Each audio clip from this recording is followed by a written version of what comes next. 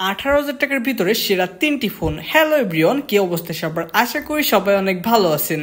আজকের ভিডিওটাতে আমরা 3টি ফোন নিয়ে কথা বলবো, যেগুলোর ভিতরে রয়েছে 6000 mAh এর big battery, 8GB physical RAM, 128GB internal storage, 120Hz এর high refresh rate, powerful chipset and many more. তাহলে চলুন আর বেশি কথা না বাড়িয়ে সরাসরি লিস্টে কি কি ফোন রেখেছি তা দেখে নেওয়া যাক। লিস্টের নম্বর 3তে যে ফোনটি রেখেছি মটোরোলা মোটো G24 পাওয়ার। এই ফোনটির 128GB ভেরিয়েন্টের দাম 14,000 টাকা। এই ফোনটিকে আমরা কেন লিস্টে রেখেছি তা জানার আগে চলুন আগে জেনে নেওয়া যাক ফোনটির কনফিগারেশনে কি কি রয়েছে।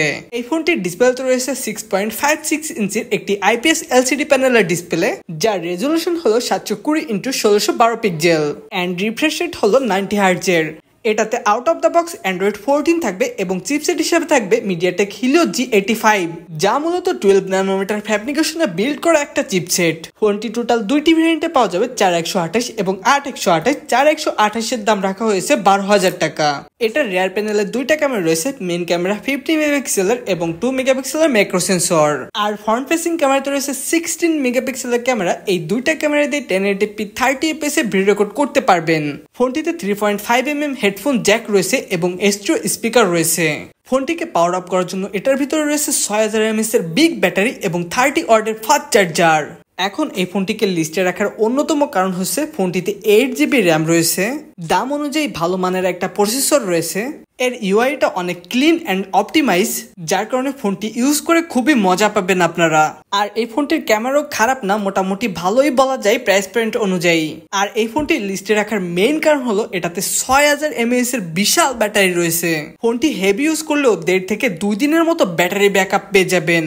এই বাজেটে যারা আমরা ফোন কিনে থাকি, আমাদের মেইন প্রায়োরিটি থাকে ফোনের চার্জ ব্যাকআপ যেন খুবই ভালো থাকে, ইউআইটা যেন ভালো পারফরমেন্স অ্যান্ড অপটিমাইজ থাকে, টুকটাক গেমিং করা যাবে আর মাঝে মধ্যে ক্যামেরাটা কাজে লাগানো যাবে। এইসব কারণে মূলত ফোনটিকে লিস্টে রেখেছি। এরপর লিস্টের নম্বর 2তে যে ফোনটি রেখেছি OnePlus Nord N30 SE। এই ফোনটির অফিসিয়ালি দাম রাখা হয়েছে 15,999 টাকা। তাহলে চলুন এই ফোনটির সম্পর্কেও জানার আগে এটার কনফিগারেশনে কি কি রয়েছে তা জেনে নেওয়া যাক। এই ফোনটির ডিসপ্লেতে রয়েছে 6.72 ইঞ্চির একটি IPS LCD প্যানেলের ডিসপ্লে, যার রেজলিউশন হচ্ছে 1080x2400 পিক্সেল। ফুল এইচডি ডিসপ্লের সাথে 90Hz এর রিফ্রেশ রেট রয়েছে এবং এই ডিসপ্লেটির PPI ডেন্সিটি হলো 392 PPI। ফোনটিতে out of the box Android 13 থাকবে এবং অক্সিজেন OS 13.1 থাকবে। চিপসেট হিসাবে থাকবে মিডিয়াটেক ডাইমেনসিটি 6020, যা 7 ন্যানোমিটার ফ্যাব্রিকেশনে বিল্ড করা একটা chipset. CPU octa-core 2x2.2 GHz। GPU থাকবে মালি G70 MC2। ফোনটি অফিসিয়ালি একটা ভেরিয়েন্টেই পাওয়া যাবে, 4128, যার দাম নির্ধারণ করা হয়েছে 15,999 টাকা। এটার রিয়ার প্যানেলে দুইটা ক্যামেরা মডিউলের ভিতর টোটাল 3টা ক্যামেরা রয়েছে, যার মেইন ক্যামেরাটি হলো 50 মেগাপিক্সেলের আর দুইটা ইউজলেস ক্যামেরা রয়েছে। সেলফিতে রয়েছে 8 মেগাপিক্সেলের ক্যামেরা। সেলফি এবং মেইন ক্যামেরাতে সর্বোচ্চ 1080p 30fps এ ভিডিও রেকর্ড করতে পারবেন। এই ফোনটির ভিতরও 3.5mm হেডফোন জ্যাক এবং স্টেরিও স্পিকার রয়েছে।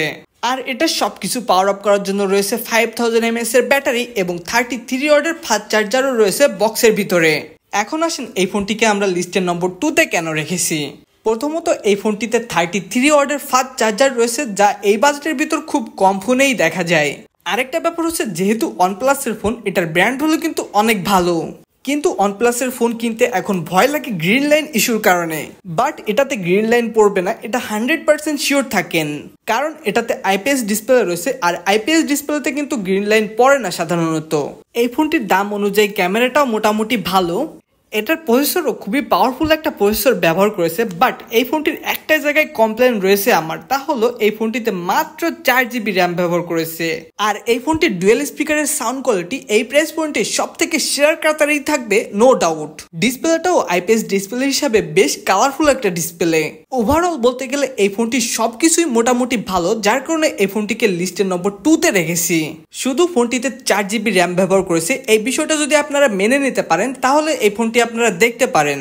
ফাইনালি গাইস, লিস্টের নম্বর 1-এ যে ফোনটি রেখেছি মটোরোলা মোটো G34। এই ফোনটির আনঅফিসিয়ালি 128GB ভেরিয়েন্টের দাম রাখা হয়েছে 18,500 টাকা। বন্ধুরা, এই ফোনটিকে লিস্টের নম্বর 1-এ কেন রেখেছি তা জানার আগে চলুন আগে জেনে নেওয়া যাক এটার কনফিগারেশনে কি কি রয়েছে। এটার ডিসপ্লেতে রয়েছে 6.5 ইঞ্চির একটি আইপিএস এলসিডি প্যানেলের ডিসপ্লে যা 16 মিলিয়ন কালার সাপোর্ট করে। রেজলিউশন থাকবে 720x1600 পিক্সেল এবং রিফ্রেশ রেট থাকবে 120 হার্জের। ফোনটিতে out of the box Android 13 থাকবে অ্যান্ড চিপসেট থাকবে স্ন্যাপড্রাগন 695 5G একটা চিপসেট যা মূলত 6 ন্যানোমিটার ফ্যাব্রিকেশনে বিল্ড করা একটা chipset. CPU octa-core 2x2.2 GHz। GPU থাকবে অ্যাড্রিনো 619।